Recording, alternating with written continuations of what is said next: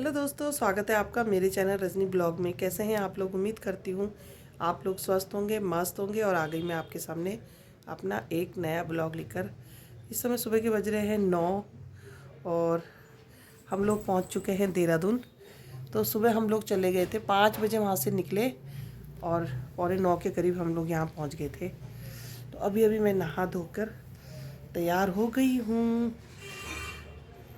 रास्ते की थकावट मिटी नहीं रही है, नींद आ रही थी भयंकर सी, तो फटाफट से नहा गई हूँ। और अब खाएंगे ब्रेकफास्ट, फिर थोड़ी देर रेस्ट करती हूँ और उसके बाद फिर जाऊँगी घर। तो ब्रेकफास्ट करने के बाद मैंने सोचा था कि मैं थोड़ी देर लेट जाऊँगी, लेकिन बातें करते करते लंच टाइम हो गया है और अब हम यहाँ पे लंच कर रहे हैं। तो अर्पिता ने कहा था मम्मी आप आराम से आ जाना शाम को।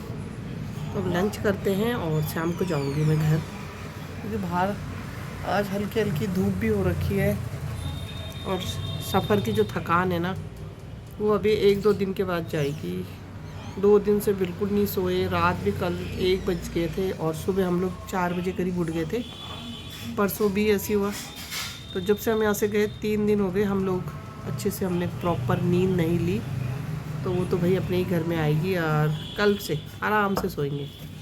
तो बन गया है लंच, और लंच में बने हैं आज दाल चावल और यहाँ पे है बैंगन की सब्जी, खूब सारा सैलेड। प्रीति लेके आई है लंच। शाम के 4 बज रहे थे और यहाँ पे ऑटो आ गया था। मैं घर जा रही थी, तो प्रीति ने आज ऊबर से फर्स्ट टाइम ये ऑटो बुक कराया। और जो उसने लोकेशन डाली और उसमें प्राइस कम थे, तभी हमने ये ऑटो बुक किया। इतने में ना मुझे ये फ़ोन आ गया, तो मैं फ़ोन पे बातें करने लग गई। तब तक ये ऑटो वाला मुझे दूसरी गली की तरफ ले जाने लग गया। फिर मैंने इसको बताया कि मेरा घर इधर नहीं, दूसरी साइड है। तो कहने लग गया कि मेरे फ़ोन में तो लोकेशन आपने उधर की डाल रखी। ऐसा कैसे हो सकता है? जो लोकेशन और जो प्राइस हमने बुक करते समय देखे, वही इसके फ़ोन में भी आनी चाहिए ना। और अब फिर ये बहस करने लग गया। तो फिर मैंने कहा चलो छोड़ो, घर तो मैं पहुंच गई हूँ, जो प्राइस जिसने मांगे वही दिए। घर आकर मैं लग गई थी फिर से अपने कामों पे।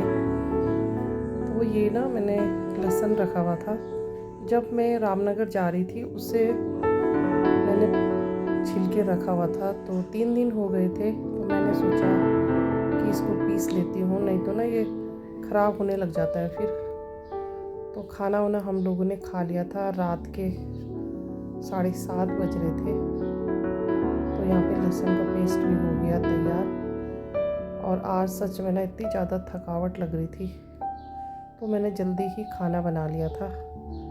और अभी बर्तन रह रखे हैं धोने के लिए। उससे पहले मैंने सोचा कि इसे पीस लेती हूँ, फिर किचन साफ़ कर लूँगी। और ये थोड़ा सा लहसुन का पेस्ट पहले का रखा हुआ था, ये पूरा डिब्बा भर रखा था और थोड़ा बचा हुआ था। तो अब 1-2 दिन ही ये चलता, उसके बाद फिर परेशानी हो जाती। तो इसलिए मैंने कहा पहले ही पीस के रख दूँगी तो दिक्कत नहीं होती है। और घर आकर अच्छा लगता है यार, अपना घर अपना ही होता है। आप कहीं भी जाओ, 1 दिन के लिए जाओ चाहे 10 दिन के लिए जाओ, जब आप घर आते हो ना, तभी आपको सुकून मिलता है, चैन की नींद आती है। मेरे साथ तो ऐसा ही होता है, मुझे लगता है सभी लोगों के साथ ऐसा होता है। और यहाँ हमारा लहसुन का पेस्ट भी तैयार हो गया है। तो घर आकर ना अर्पिता बहुत ज़्यादा खुश हो गई। जब मैं कहीं जाती हूँ ना, तो सबसे ज़्यादा ख़राब उसी को लगता है। वैसे वो बोलती है मेरे को मम्मी आप चले जाओ चले जाओ, लेकिन फिर ना पीछे से फ़ोन करती रहती है।